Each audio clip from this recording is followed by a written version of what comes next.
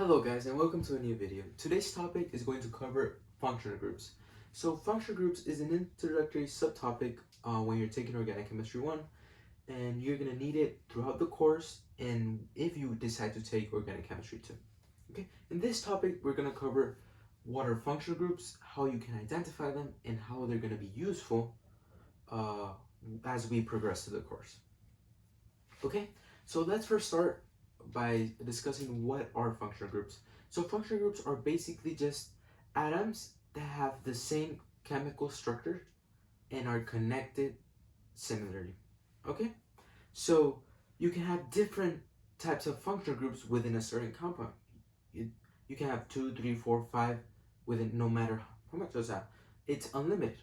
Okay, so as long as they are connected the same and they are connected in a certain way with certain elements, they can be considered as a functional group. Okay, no matter which compound are they, no matter the compound, no matter nothing. Okay, if they're connected a specific way with a specific element, they are functional groups. Okay, and here in the back I have 18 of the most common functional groups. Okay, but why do we need functional groups? Well, for several reasons. One of them being that if we can identify the functional group, we can identify a lot of properties of the compound we're seeing. Okay, so we can identify chemical properties like boiling point, freezing point, all those things. And another reason is that if we can identify the functional groups, it's gonna help us draw out our mechanisms. Okay, so when we start reacting two different compounds, the function identifying the functional group is gonna help us draw the mechanisms, all the arrows, all that good stuff. Okay, another reason will be naming. Okay, so if we can identify the functional groups, it can help us name the actual compound. Okay, so let's get started. So these are the most common functional groups. They're not all the functional groups, but they're 95% of the time, if there's a functional group, it's gonna be one of those. Okay, so let's start with the most simple one, the alkane. But be careful, this is not considered a functional group. Okay, because this is basically just a connection, carbon with carbon. That's not, out of all of this is the only one that is not technically a functional group. It isn't technically a functional group. Okay, some people do consider, some people don't, but just for you to know. So the alkane is basically just a carbon-carbon single bond. That's all. It's carbon bonded with a single bond. That is all. Okay. So right here we have 1, 2, 3, 4, 5, 6 carbons. So basically the name of this is hexane. Okay. So it's basically just a carbon-carbon single bond. Nothing else. Nothing else. If we move to alkene, it gets just a bit different. Okay, it's a carbon-carbon double bond. We have one right here, we have one right here, we have one right here, and we have one right here. Okay, so for this one, 1, 2, 3, 4, 5, 6, it's not gonna be named in hexane anymore. It's gonna be named a hexene with an e at the end. Why? Because it has an alkene, and that's how it can influence how compounds are named. Okay, because I just added this little line, and hexane, the name hexane, changes into hexene. So, and then if I add a little line, another line, it's gonna change again.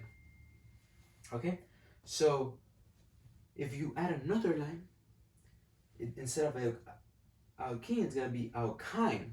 Okay, so this one's basically just a carbon-carbon triple bond. Okay, so these are basically the simplest one. It's carbon and carbon, single bond, double bond, triple. Okay, so and then we get to aromatic ring or arene. So this is basically a ring that has 3 carbons. That is all. That is all. Don't get confused. You might see a ring, but if it doesn't have these carbon-carbon double bonds, it's not considered an aromatic. It's just considered a cyclocarbon. Okay? It has to have these alkene bonds to be considered an aromatic ring. If it doesn't, it's going to be a cyclocarbon. Okay? So now to cycloalkane. So the cycloalkane is basically an aromatic without the double bonds inside.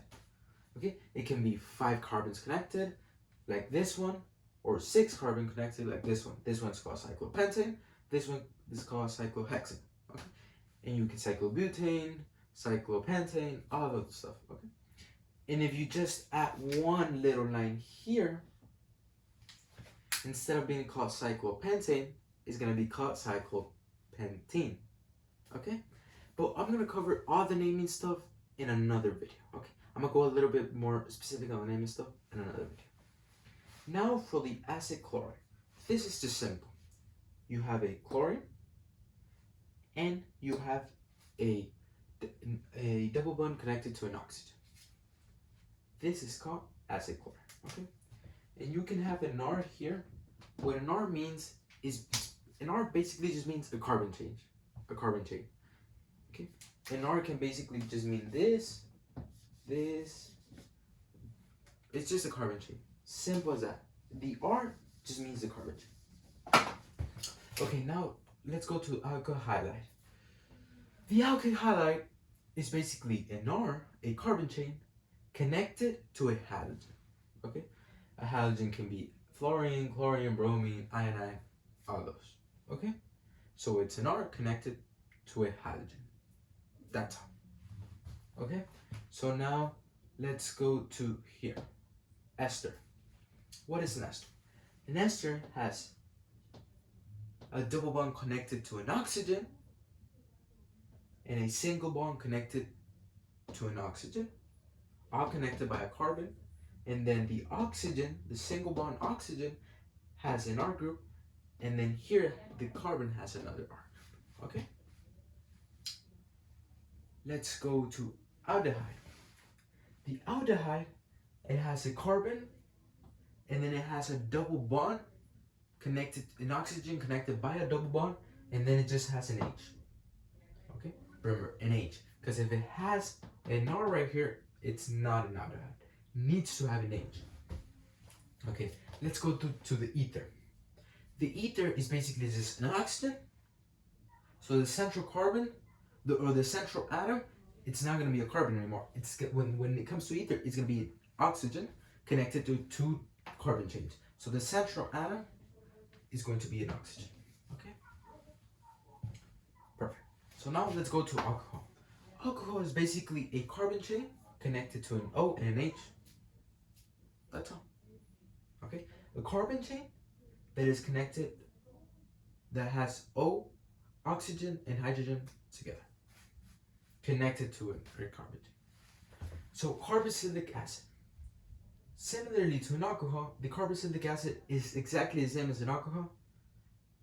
The only difference is that the carbon that the OH is connected has a oxygen connected by a double bond. Okay? And then we have the ketone. The ketone is basically the same as the aldehyde, but instead of that H, you put a carbon. You put a carbon chain. That's all. Okay? So now we're going to go to the sulfide. The sulfide is basically sulfur connected to 2 carbon chains. That's all. Sulfur connected to 2 carbon chains is called a sulfide. The amine is a nitrogen that has an R group and 2 hydrogens. Okay, you might get confused with amine and amide, but the only difference is that when you see an amide, it's always gonna have oxygen, an oxygen connected to through double bonds. Okay, and with amide, it's never gonna have oxygen. It's never gonna have it. If the N has an oxygen, it's an amide. Okay, so the amide, the whole function group, it's gonna have an oxygen. Okay, so for the amide, the N just has hydrogen connected and a carbon. That's all. For the amide, the N has hydrogen connected and a carbon connected to an oxygen. Okay, so nitro and nitro. Nitro is an N connected to an oxygen directly. So a nitrogen connected to an oxygen directly. Okay. You might say, okay, and the amide, and then it's also connected to a hydrogen. Yes, but through a carbon. Okay. In an amide, it does have, when it comes to amide, it does have an oxygen, but it's not connected directly to the nitrogen. It's connected to the carbon. Okay. When it's nitro, it's connected to the nitrogen directly. Okay. In a nitrile, it's just a nitrogen connected to a carbon through a triple bond. Okay? So, you might not remember them, all of them, just by looking at them first. But it's better if you create little flashcard, little note cards, so you can. When I was learning this, I created little flashcards that had the name and that had a drawing, a general drawing of the functional group. So it's the name and a general drawing of the functional group, so you can remember them. Okay? So, and it's also good to start doing practice problems, to start looking at a whole compound and seeing, okay, how many functional groups are there? Oh, there's this one, there's this one, there's this one. Okay.